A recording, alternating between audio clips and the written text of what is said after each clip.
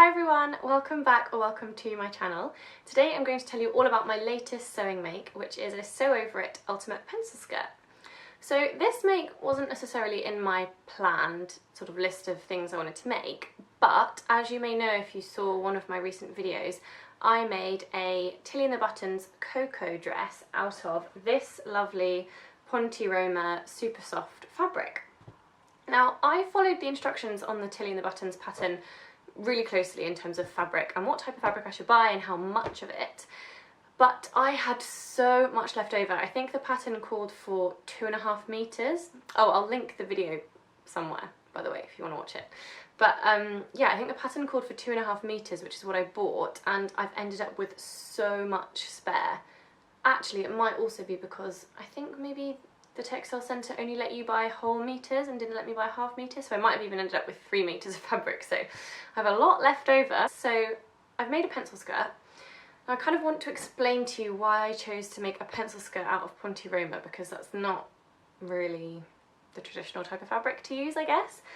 The reason is that I've made a Sew Over It Ultimate Pencil Skirt before. It's this one here. You will have seen it if you, well, it's in another video that I've made. I did kind of a 3 ways to wear type video, so again I'll link that here somewhere. Now this fabric is very funky, but I love it, la la la. I talked about it more in that other video, but I'm actually really disappointed with it in terms of the fabric choice.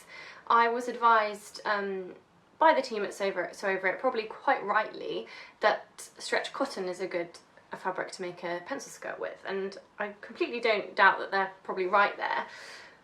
But this, I don't know if it's just this particular stretch cotton, maybe it's not got enough stretch element to it, but basically when it's freshly washed and freshly ironed, I put it on and it fits me beautifully and it hugs my curves and just is really flattering and looks really nice. As soon as you sit down in it for a few minutes, the bottom and hip area stretches and it doesn't spring back again. So as soon as you sit down, you then just stretch the hips and bum out completely, and then when you stand up again, oh no, my battery is flashing at me. That is disaster. Back again. Charge the battery a little bit. Hopefully it's enough to see us through. So I think I was basically explaining that the hip and bum on the stretch cotton just get completely stretched out if you wear it for more than a few hours and if you're sitting down. And that really just makes me not want to wear it, because I really like my clothes to be figure hugging, and you know, I don't want to be walking around with a baggy bum looking like I'm wearing a nappy. So that's why I decided that it might be worth giving it a try with making an ultimate pencil skirt in a stretch fabric. Now, I'm not necessarily convinced that I did a good job really with using this fabric. I think maybe this fabric has got a bit too much drape. I probably should have maybe double layered it to give it a bit more structure. But anyway, let me show you the skirt. I'll insert some cutaways because I'm not sure how well I'll be able to show it to you here. But basically, this is the skirt. I've got a belt round it, which I'm kind of doing just to add a bit of detail, but also the one slight failure is the zip here. I'll explain that more in a minute, but I'll just try and kind of give you a bit of an overview of what the skirt looks like. Yeah, you'll definitely need to see a cutaway to see it properly, but essentially it cinches in at the waist and it actually comes above the waist, which I really, really like. So it doesn't just stop here at the smallest part, it actually extends a bit further up, and I just think it's really flattering. It's really good for tucking things into. I'm putting a belt around mine just for a bit of detail. And then you've essentially got some darts on the front, some darts on the back, as what should be an invisible zip, and again I'll explain that in a minute. So from the hips it then kind of just falls down, and then at the back, if I can show you, at the back we have a bit of a kick pleat going on. Now I've trimmed mine to be just on the knee. The pattern actually came out with quite a bit more fabric to about here, but I've got quite short legs, and with very, very long pencil skirts I always feel the need to wear heels with them. Just, I don't know, I just like that look. I don't feel very comfortable wearing very long pencil skirts then with flats. But with it being just like on the knee rather than below the knee, I think I'll feel more comfortable to wear it with flats as well, so it keeps it a bit more versatile. So I kind of wanted to tell you a bit about the actual process of sewing it because, oh my gosh, I had a bit of a nightmare. I'm really glad that I had made it once before with the help of a teacher because I think I would have really struggled otherwise. But I think I'm actually going to take the skirt off so that I can show you a few of the bits that I found tricky and did wrong multiple times. Okay, so this is what it looks like when it's not on me. Basically this zip is supposed to be an invisible zip. I haven't inserted a normal zip, it's not an invisible zip. Now basically I went to John Lewis to buy an invisible zip and just obviously didn't concentrate well enough, wasn't looking closely enough at what I was buying, and got home and realised that it wasn't an invisible zip. But I was a bit lazy, a bit impatient to just get on with it, so I just thought, oh well, I'll insert a normal zip. But actually I think it's quite a mistake just because it looks quite bulky at the back, and because this fabric actually is quite fine and drapey, it really just shows up at the back. It just is really, really obvious and looks like, here, look at my ginormous zip. And it's got a bit of a bobble, so it's got a bit of a kink in it halfway down there. I'm not sure what I did wrong to create that. Maybe I accidentally stretched the fabric whilst I was sewing the zip in, but it's a bit annoying because it does mean that it doesn't look as flattering as it goes over my bum. It's kind of a bit bobbly as it goes over my bum. So that's a bit of a massive shame. I also did my stitching quite not very straight here. Shh, don't look too closely. I did the kick pleat wrong about 3 times before I got it right.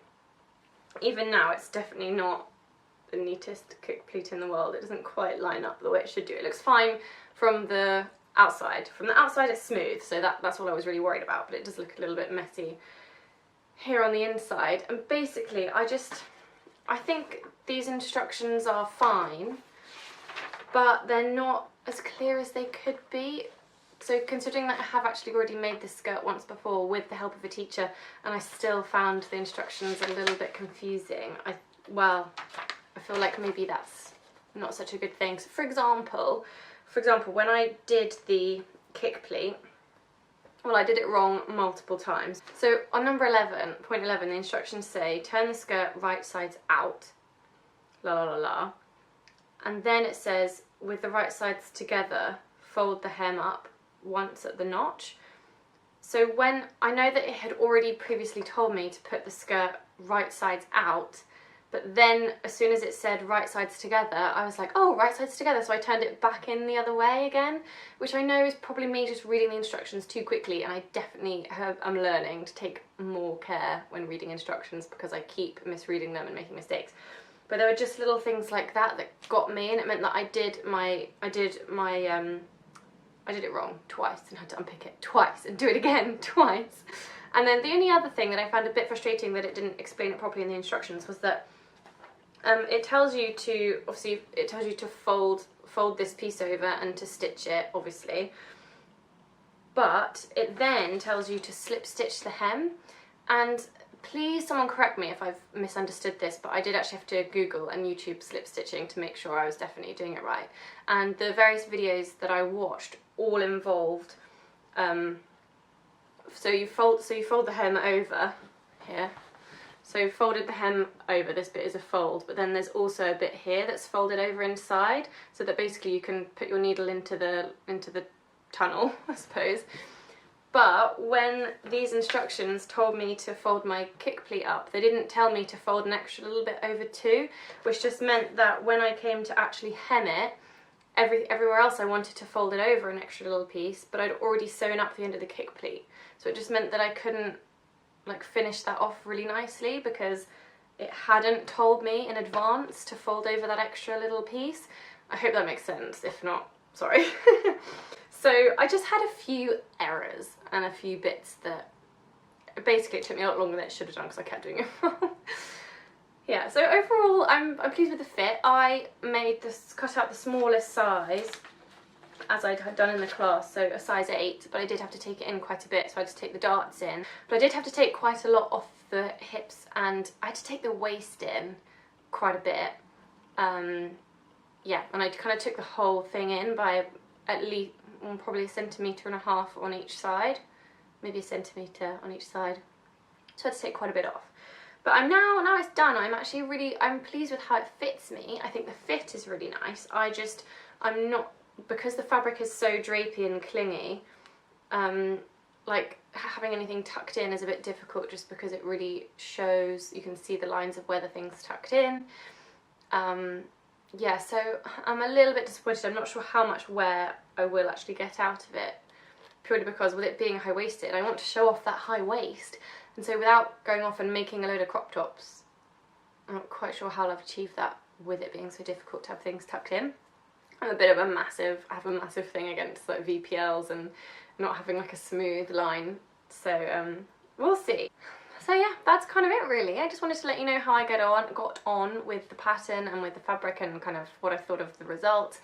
And next, I think I need to give myself a bit of a confidence boost after my slightly less than successful project. So I'm going to make another cocoa because I'm in love with the Tilly the Buttons cocoa pattern, and I found some really nice yellow Ponte Roma fabric, like a mustard yellow online. I can't remember where, but I think I'm gonna buy some more fabrics, and yeah, so I'll probably do, my next video will probably be a fabric haul, but yeah, we shall see.